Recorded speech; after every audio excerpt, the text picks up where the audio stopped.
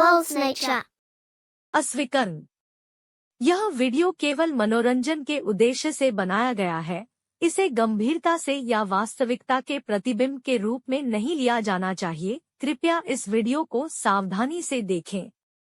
हरिहर की भूतिया हवेली। प्राचीन भारत की हरी भरी हरियाली और घुमावदार नदियों के बीच बसा है हरिहर का अनोखा गांव। हरिहर में जीवन सरल और शांत था। इसके निवासी प्रकृति और एक दूसरे के साथ सद्भाव में रहते थे। लेकिन गांव के शांत मुखौटे के नीचे एक खौफनाक रहस्य छिपा था। एक ऐसी कहानी जो पीढ़ियों से दबी हुई थी, यहाँ तक कि सबसे बहादुर ग्रामीणों की रीढ़ भी सिहर गई थी। हरिहर के बाहरी इलाके में एक शानदार लेकिन खस्ताहाल हवेली खड़ी थी। एक भव्य संरचना जो कभी एक शक्तिशाली राजा का भव्य निवास हुआ करती थी। समय के साथ हवेली जर्जर हो गई थी। इसकी जीवंत दीवारें अब एक भयानक सन्नाटे में डूबी हुई थी।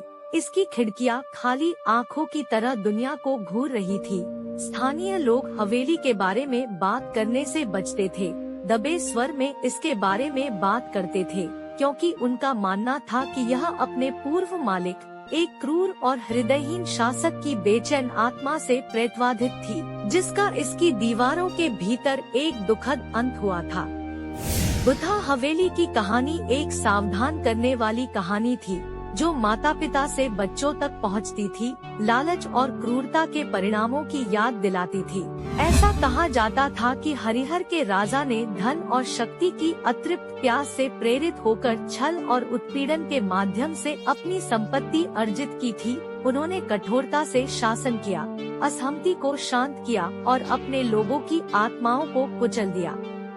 एक दुर्भाग्यपूर्ण रात, जब राजा अपने भव्य कक्षों में मौजमस्ती कर रहे थे, आने वाले तूफान से अनजान, उनके अत्याचार से हताश होकर ग्रामीणों के एक समूह ने हवेली पर धावा बोल दिया। उन्होंने राजा का सामना किया। उनकी आवाजें विशाल हॉल में गूंज रही थी, अपनी पीड़ा के लिए न्याय की मांग कर रही थी। पकड़े जाने पर राजा ने भागने की कोशिश की, लेकिन ग्रामीणों ने उसे घेर लिया और उनका गुस्सा उबल पड़ा। इस अफरातफरी में राजा लड़खड़ाकर गिर पड़े और उनका सिर संगमरमर की सीढ़ी के नुकीले कोने से टकरा गया। वह वहीं निश्चल पड़ा रहा। उसकी आंखें सदमे से चौड़ी हो गई। उसके प्राण निकल रहे थे। उनके कार्यों से स्तब्ध ग्रामीण राजा के निर्जीव शरीर को खामोश हवेली में छोड़कर डर के मारे तितर-बितर हो गए। कहा जाता है कि उस दिन के बाद से हवेली पर राजा की बेचैन आत्मा का साया मंडराने लगा। उसका प्रतिशोधी भूत शांति पाने में असमर्थ हॉल में घूमता रहा। उसकी उपस्थिति कमरों में बहने वाली ठंडी हवाओं, दरवाजों की चरमराहट और हवेली पर कफन की तरह लटकी बेचैन करने वाली खामोशी में महसूस होती थी। साल बीतते गए और भुतहा हवेली की कहानी एक किंवदंती बन गई।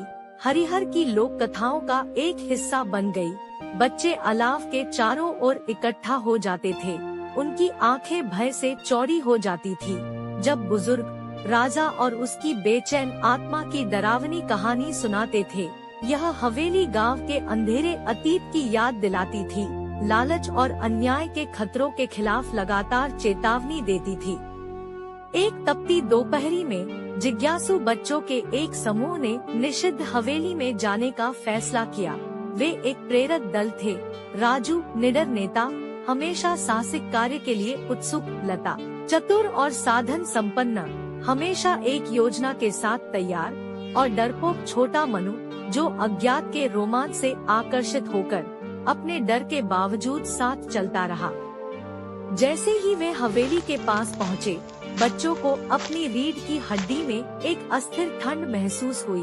हवा बोझिल और दमनकारी हो गई और सन्नाटा केवल कभी कभार पत्तों की सरसराहट या कौवे की दूर से कावकाव से टूटता था। बिना डरे उन्होंने चरमराते गेट को धक्का दिया और हवेली के आंगन में कदम रखा। आंगन घास-फूस से भरा हुआ था और एक समय का भव्य फव्वारा खाली पड़ा था। उसका बेसिन टूट गया था और काई से ढका हुआ था। जैसे जैसे बच्चे हवेली के अंदर आगे बढ़ते गए, एक दूसरे पर घबराहट भरी नजरें डालने लगे।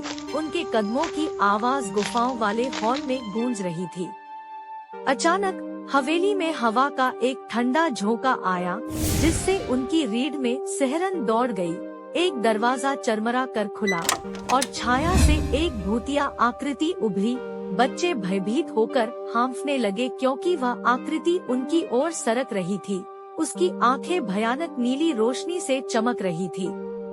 राजू, जो हमेशा बहादुर था, अपने डर के बावजूद शांत दिखने की कोशिश करते हुए आगे बढ़ा। आप कौन है? उसने पूछा। उसकी आवाज थोड़ी कांप रही थी। आकृति करीब तैरने लगी। उसका पारभासी रूप मंद रोशनी में झिलमिला रहा था। मैं हरिहर की आत्मा हूँ, उसने पत्तों की सरसराहट जैसी आवाज में उत्तर दिया।